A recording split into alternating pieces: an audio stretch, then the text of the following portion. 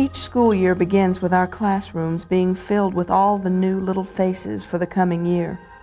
Faces reflected of the innocence of being a child. Round little faces, rosy-cheeked, smiling faces. Faces lit with the excitement and eagerness that a new school year brings. Our school year ends with all the memories of a full year of growth and change. We watch these little people come and go, often taking for granted the fact that their world is so tiny in comparison to ours.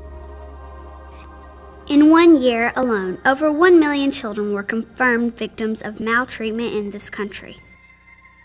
There are only a few people in these tiny worlds that are outside of the child's family. Most are found here at school.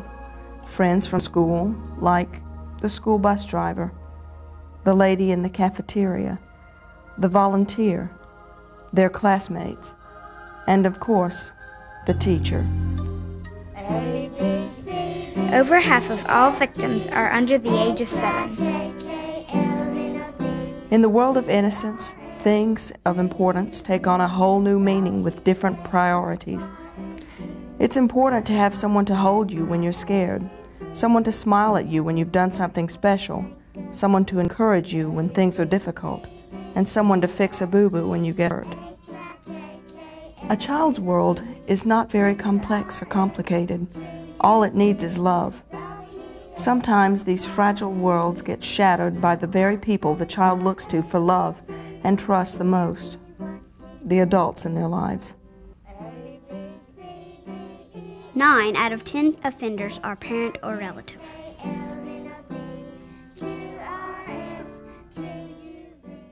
Child abuse is a difficult subject for everyone.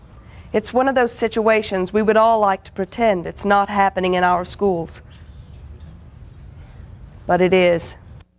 More children are killed by their parents than from falls, choking, suffocation, drowning, residential fires, or gang-related violence.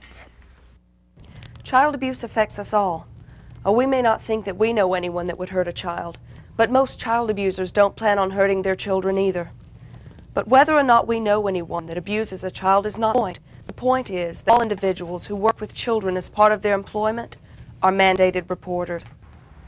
Mandated reporters are required by law to report any suspicion of child. Mandated reporters in your school would include teachers, principals, care providers, classroom paraprofessionals, janitors, cooks, secretaries, crossing guards, and bus drivers.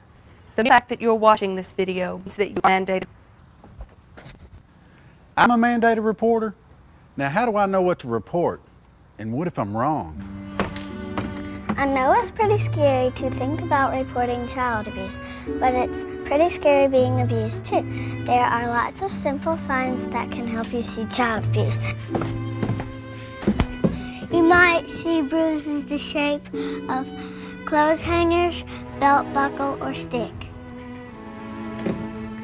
You might see a lot of bruises that are different colors from the different times that I was abused. If I had gotten the bruises from accidentally falling, all the bruises would be the same color. Bruises on the backs of my legs, around my neck, and on the palms of my hands aren't from falls either. Bruises on my ears or the corner of my mouth means I was abused too. I also can have pinch bruises or finger poking bruises. Remember, bruises are difficult to see on dark-skinned children like me. I can also have burns in the shape of things, like an iron or a curling iron. Had I just accidentally bumped up against those things, I would only have one deep edge burn, because it would have been a hot, and I would have pulled away quickly. If I had been put in boiling hot water, you would see lines where the water had ended. Sometimes this burn would look like socks or gloves.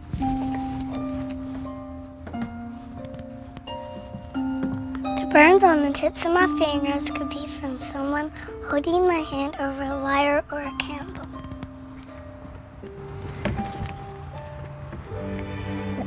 Round burns on my skin might be from cigarettes. Round spots on my head. It might be from somebody pulling out my hair. Professionals accounted for 53% of reports of alleged maltreatment, with teachers leading the way. So I need to pay attention to suspicious bruises, burns, soft spots. What behaviors? Do physically abused children act a certain way? I may be absent following long school vacations. I may want to spend lots of time at school. You know, come early and leave late. I may not want to go home. How I act might tell you that something is wrong. I will probably be real afraid to make a mistake. If I do make a mistake, I will freeze and I might act differently. You know, real quiet one minute, then real loud the next. Sometimes I won't like myself.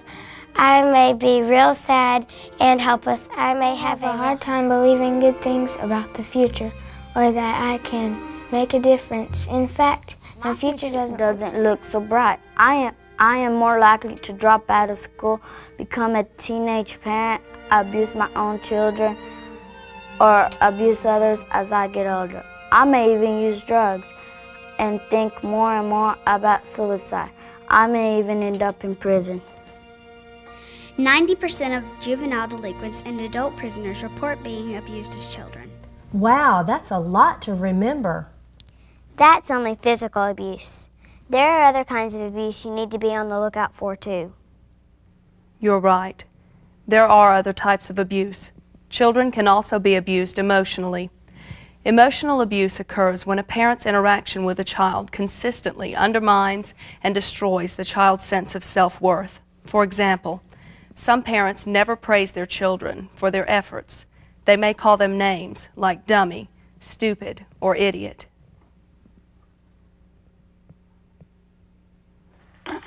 You mean we can get our parents in trouble for calling us names? Shh. First of all, reporting is not about getting anyone into trouble. It's about getting families the help that they need. Second, all parents get upset and angry with their children. Emotional abuse, however, is a pattern of behaviors.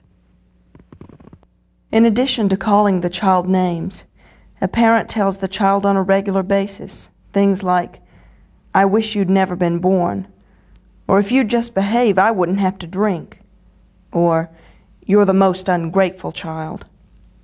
Also, children that are ignored by their families are being emotionally abused.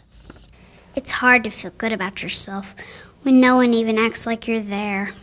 5% of victims are emotionally abused.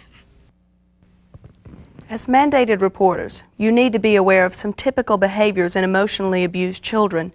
Behaviors you might see are habit disorders, such as sucking, biting, rocking, and headbanging.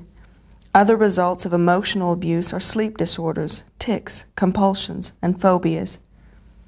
Emotional abuse can actually affect a child physically as well. Physical indicators of emotional abuse include speech disorders, lags in physical development, and failure to thrive.